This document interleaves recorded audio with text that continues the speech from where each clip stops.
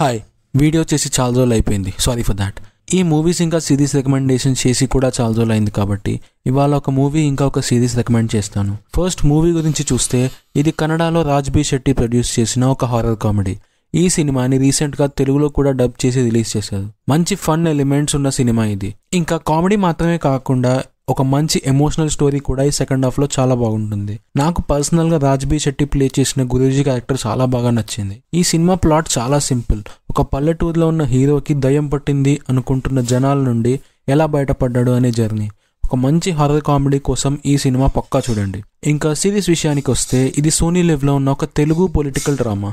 మన 2 తెలుగు స్టేట్స్ లో ఉన్న ఇద్దరు ఇన్ఫ్లుయెన్షియల్ పొలిటికల్ లీడర్ స్టోరీ ఈ సిరీస్ లో మనం చూస్తాం. దేవకట్ట గారి పొలిటికల్ డ్రామాస్ అంటే నాకు పర్సనల్ గా చాలా ఇష్టం.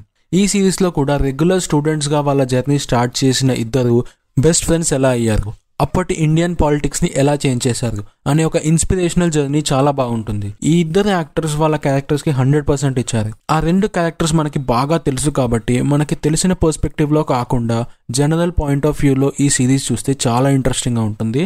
కాబట్టి ట్రై చేయండి.